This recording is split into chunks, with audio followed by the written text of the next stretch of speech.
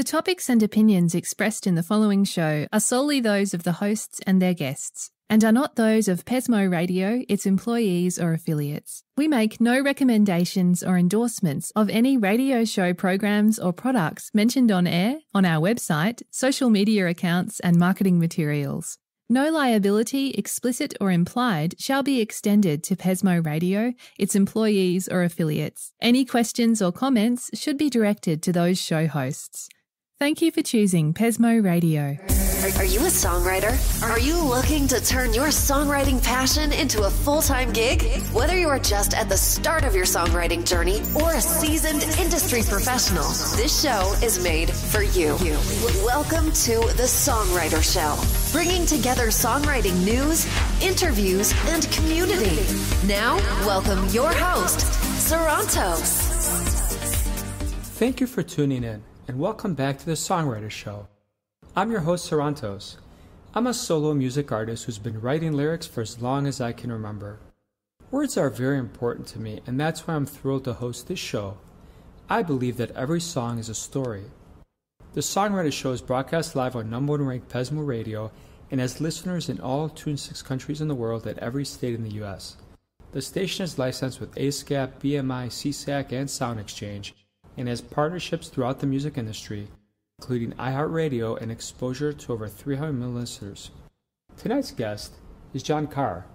Hailing from Corpus Christi, Texas, Jon is a self-taught multi-instrumentalist singer-songwriter currently recording his debut EP titled Dream 119. Jon started at the young age of 4 writing songs on the piano. In 2012, he founded his band Hide After 9, which has gone on to play over 900 various shows, festivals, and private events. His first single, called The Danger, is now out and available everywhere. And now, welcome this week's special guest. Welcome to the show, Jon. How you doing tonight? Pretty good. About yourself? I'm doing good, man. So you got a pretty unique story here. It was kind of cool reading some of your stuff. I appreciate it. Yeah, so you're a Texas boy, right? Yeah. All right, I'm a Chicago boy, so we're kind of similar, but what is the one thing, they say everything's bigger in Texas, but what do you think is the one thing that everybody should know about Texas? What a burger. All right. Yeah, definitely. Yeah, you born and raised there? Yeah. Okay.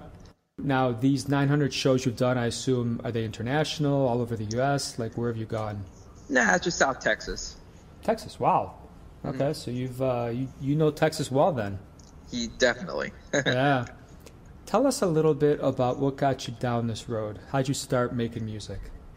Man, since I was about 4 years old, I kind of started. I just picked it up. My whole family's been musicians, but the piano always kind of called to me. My dad played the piano. My grandpa played the piano. And it always kind of called to me. Okay. Do you think that playing the piano gives you an advantage because you can almost play any instrument? If you're doing a synth in any kind of DAW system or Logic or Pro Tools, it's almost like you can almost play every instrument? Yeah, I think so. There's always been a saying, if you can play the piano, you can play anything. Yeah. And I've always really taken that to heart. If you can figure out how to play, a chord progression or, play in a certain key, you could pick up another instrument and, you already know what to look for, for those progressions. And it just makes it that much easier to learn different instruments. Yeah, no, for sure. I totally get that. When you look back at your life, your family obviously must have inspired you a little bit, but who else inspired you musically? I mean, the biggest influence was my mom. Since I was a kid, she'd always tell me, one day, you're going to be famous and people are going to know who you are. And she'd always end it with, and you're going to take me on vacations and you're going to buy me a nice house, right? Yeah. And it was, that was like her go-to slogan since I was, as young as I can remember. That's cool. But, no pressure, of course, right? Yeah. Yeah. What is your mom sing, or what does she do, or what instrument does she play? Well, she passed in 2015. Oh, sorry to hear that. But it's okay. She did play the violin when she was younger. But yeah, I mean, as far as I know, she was always more of a fan than a musician. Yeah. Mm-hmm. Okay. What do you think the world of music is doing at this point in time right now? You think it's in a good place, bad place? What do you think we're at? Man, as far as music, I think we're in a great place. People have been, stuck at home with nothing to do, and they have nothing but time. It's creative time. When I'm stuck at home and I have nothing to do, my mind goes straight. I pick up the guitar and I start, trying to come up with something. And as far as the people that I know that are creating music, they've all been hard at work. And I'm expecting a boom of music to be released, in the next several months. Yeah, I tend to agree with you. Do you think COVID has been really tough in terms of touring? How has it affected you? It killed my shows altogether. Yeah, it's definitely been tough. For good reasons. You don't want to, be too close to everybody because times are not what they used to be, and it has definitely affected me, in our shows. I went from doing 180, 85 shows a year to like nothing, and slowly they're picking back up, but it went from booming to absolutely nothing. Yeah, it's been tough, because obviously streaming does not pay as much as it used to. And for people that rely on the shows, which are the majority of people, like you said, it basically killed you. Mm-hmm. Yeah. When you look at a typical day and a typical week in your life as a musician, tell us a little bit about that. Oh, man. Typical day, typical week. I mean, there's a lot of planning, so much more planning than I realized. Like everything is thought ahead. Create content ahead of time, schedule content ahead of time, creating, phone calls, Zoom meetings to try to write more music, phone calls galore. Oh my God. Definitely a lot more than I thought would be. But that's pretty much been it. That and just sitting down at least, an hour a day if you can to try to just work on the projects you have. Lord knows I have dozens of projects, and sometimes I'll hit up one that I'm kind of vibing throughout the day, and it's like, you come up with an idea and you just try to work on it and then move on to the next one. Yeah. Tell us a little bit about this EP that you got coming out. Mention the title. That's an interesting title. How'd you come up with that? So that actually goes back to what I was telling you earlier. When I was a kid, my mom would always tell me, one day, you're going to be famous, this and that. And anybody who knew my mom knew she was always right. She would dream about stuff and she'd call you out on it. Couple of stories here with my family, she'd dream about something, call my dad up, like, what are you doing over there? And, he'd be like, oh, which, like, how did you know? And 119 is her birthday. So it to me, it was my way of associating well, obviously, my mom's birthday, but also the like her quote, one day, you're going to make it one day. And it was her dream and obviously mine as well, being a musician, there's no musician alive that doesn't want to make it. Sure. And it's not always because of like, I want to be rich and I want to be it. It's because I have music and I have emotions and thoughts that I want others to hear. And so it's kind of a compilation of all that. But mainly sourced through, kind of like my dedication to my mom. It's very cool, man. It's a cool, that's a very interesting title. I appreciate it. Yeah, you're welcome. So what else do you have going on this year that you want to share with the fans tonight? Anything else we should be on the lookout for?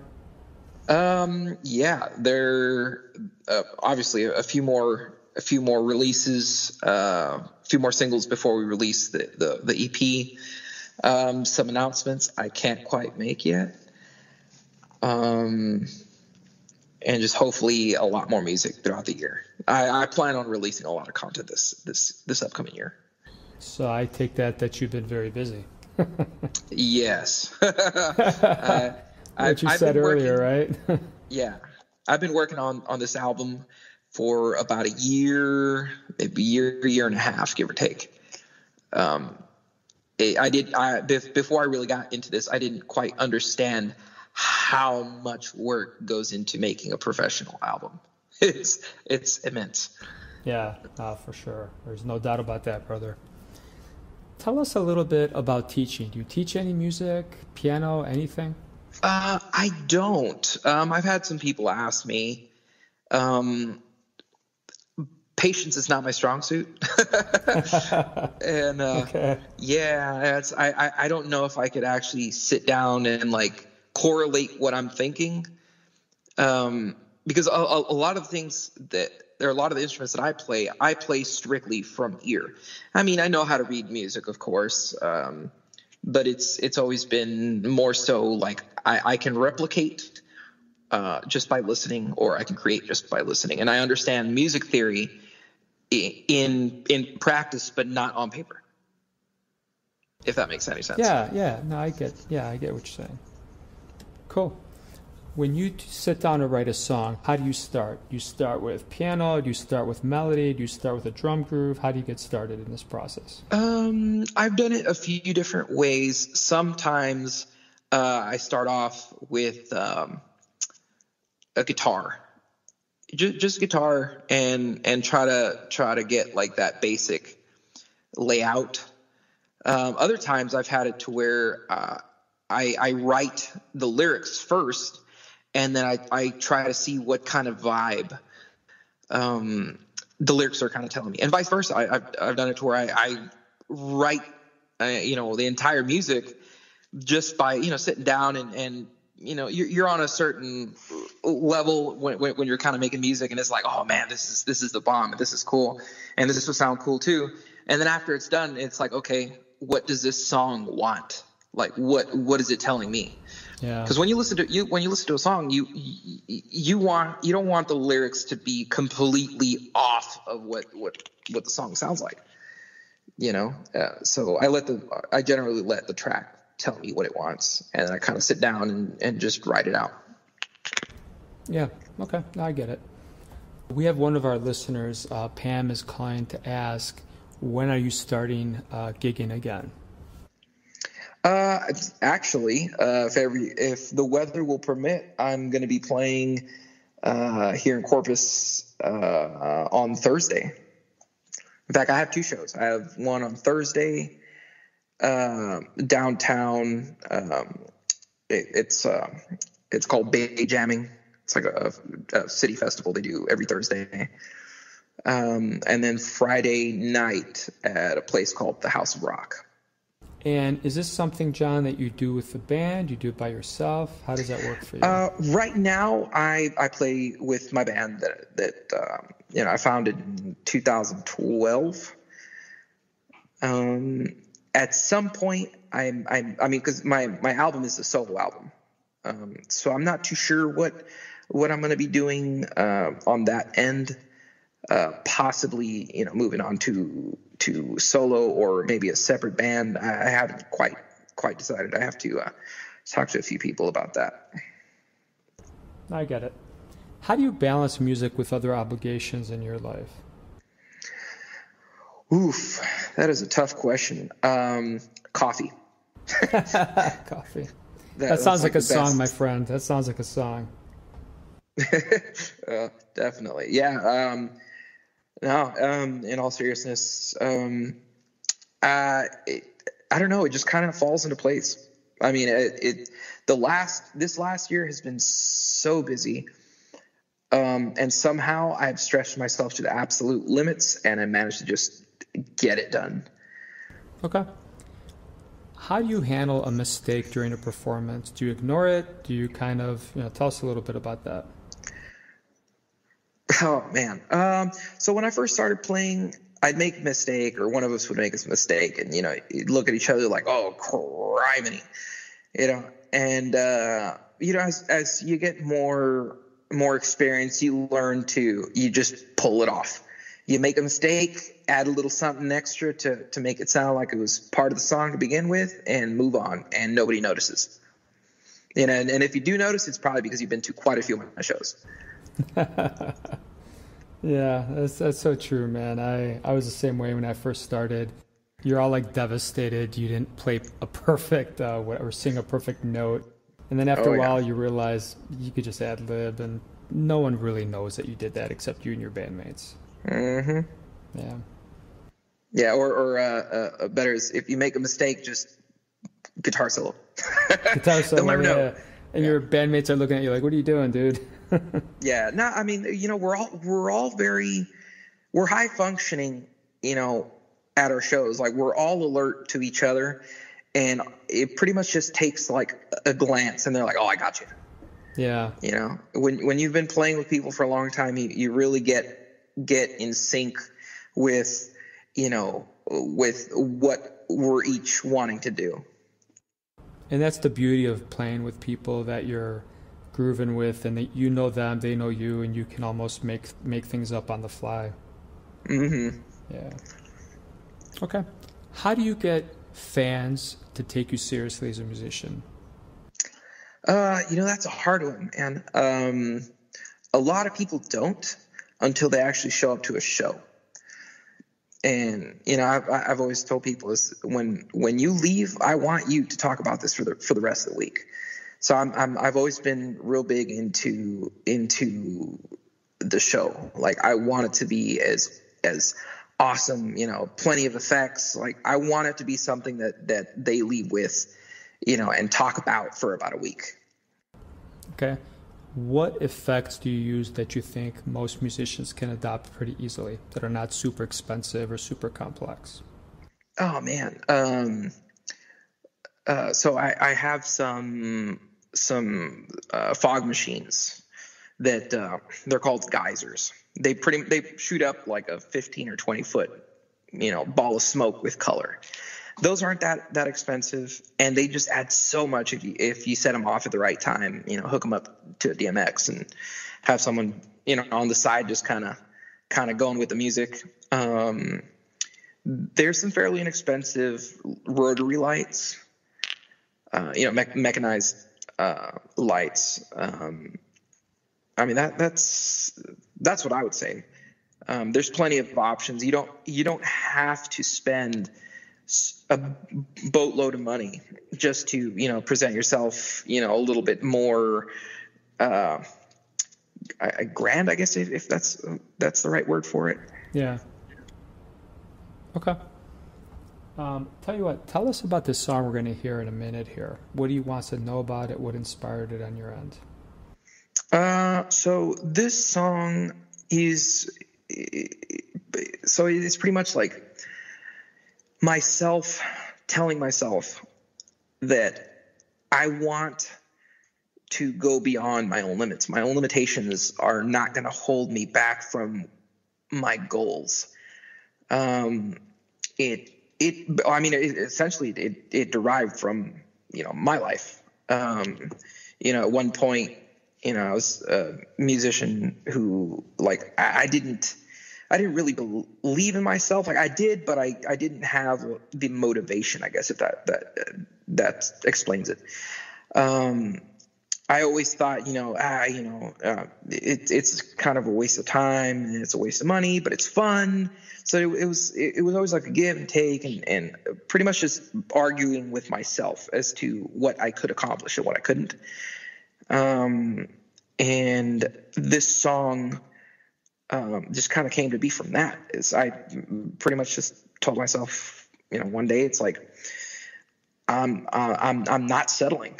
And I'm not just going to say, well, this is as far as I'm going to go, because I refuse.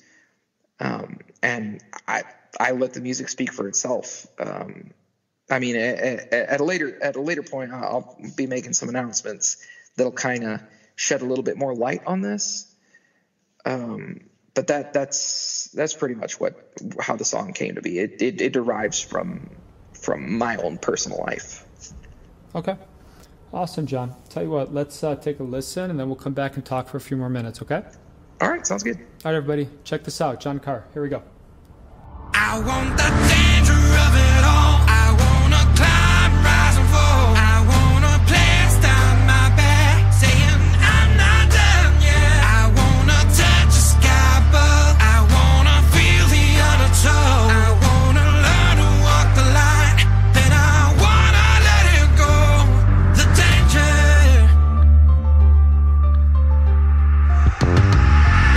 Play space with the devil. Bit my heart for myself. It's like breathing underwater. Hold me down, don't let me go. Burn it out to the ground, I'm ready to die. This is not a game. Feel the rush of blood, cross the line, feel the naked flame. The danger of it all. I wanna climb, rise and fall. I wanna place down my back, saying I'm not done yet. I wanna touch the sky above. I wanna feel the undertow. I wanna learn to walk the line.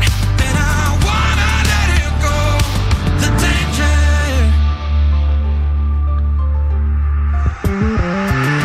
It's like lightning in a bottle. It might shock you to the soul. When I open up this vessel, I'll shock you down, you feel it all. Burn it out to the ground, I'm ready to die. This is not a game. Feel the rush of blood, cross the line, feel the naked flame. The danger of it all. I wanna climb, rise and fall. I wanna place down my back, saying I'm not done yet. I wanna touch the sky above. I wanna feel the undertow. I wanna learn to walk the line. Then I wanna let it go.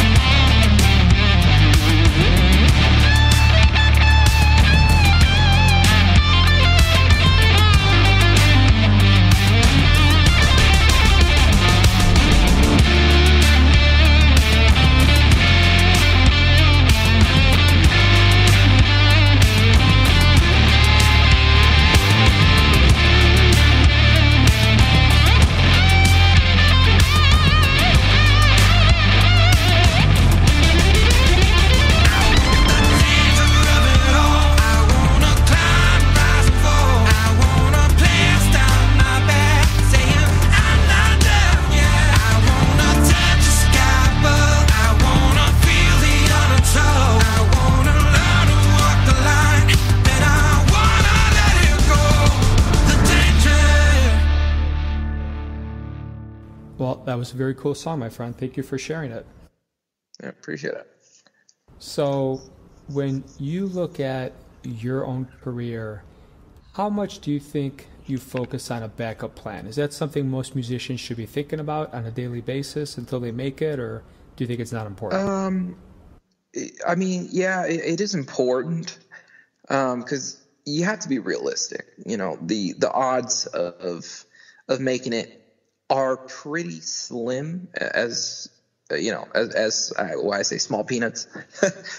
But that's a tough question, because you need to be all in and make the decisions. That's what I would say. I kind of have a saying: you have to force your dreams, make it happen, because no one's going to give it to you besides you.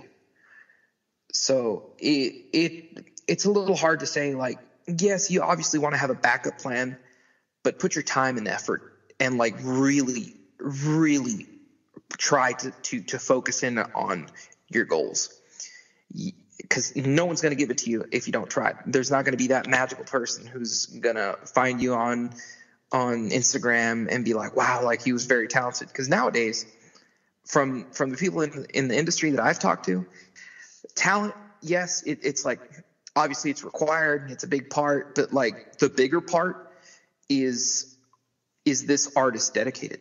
Is this artist 100% in? Are they willing to do what they have to do? You know, and not just sit there and expect it to come their way and you know, hope that this one video will go viral, you know. And unfortunately, a lot of the younger kids today nowadays is they have that mentality like, oh, you know, I'm going to be an influencer. And it's like, well, good for you, but like, come to reality. But you know, you just have to learn to balance, you know. Definitely have your backup plan, do it, focus on it, but, you know, split it 50-50, you know, if that makes any sense. Yeah. Okay, John, tell you what, why don't you give me your information, links you want to share with us? Where can people buy and stream your music, things that you want to share?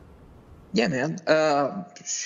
Amazon, Spotify, Apple, iTunes. I mean, Deezer. I'm on. I don't even know how many platforms I'm on right now, to be honest. But you can always hit me up on Instagram, Jon Car _official, Facebook, just Jon Car, or Twitter, Jon Car official. And I always post my links. And actually, people who do follow me on social media get the behind the scenes and you know, the stuff that you don't just get by going to Apple Music or Spotify and stuff. Yeah, totally get it. So last question for you, my friend. What's the best career advice you've ever gotten? Best career advice I've gotten. Go all in. Go all in, okay. Yeah, go all in. You either do it or you don't. All right, John. It's very cool, man. Thank you so much for being on the show tonight. I appreciate you having me. Very welcome. So to any listeners out there who may be artists, if you want to be on the show, please just reach out to me. To fans out there that listen, I hope your own unique story gets heard around the world. Thank you for joining us.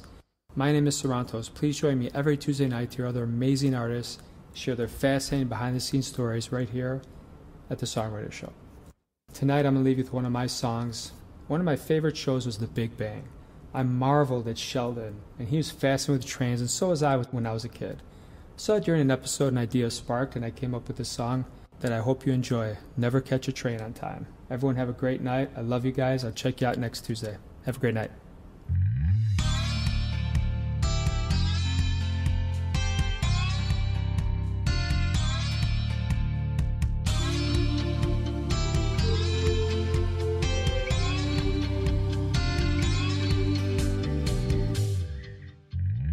Once upon a time, things just made sense. Then life happened and you left, and you left.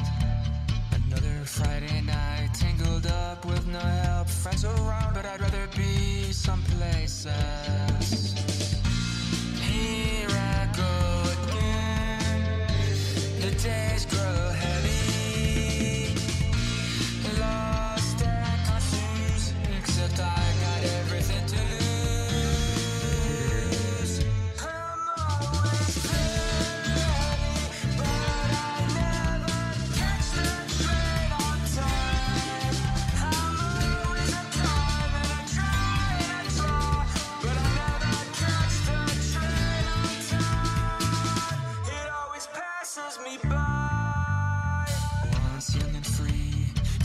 Till it hurt, danced like a fool, such a nerd, such a nerd. Now stuck on the shelf, always so scared, standing here alone while no one cares. Here I go again, the days grow heavy. Lost and confused, except I got everything to lose.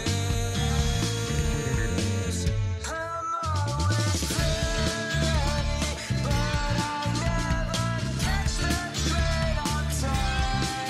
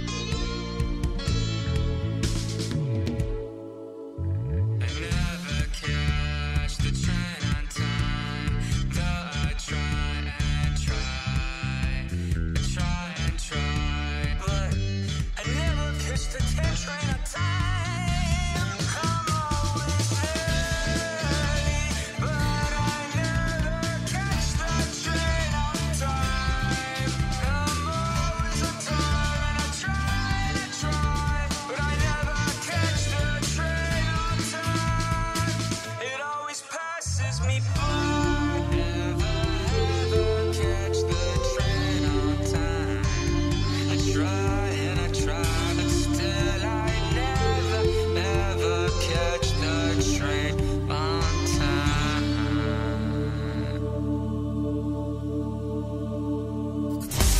Thank you for listening to The Songwriter Show. To keep the momentum going, head over to www.songwritershow.com and join our free music community of artists, songwriters, and producers. That's www.songwritershow.com. Thank you for choosing Pesmo Radio.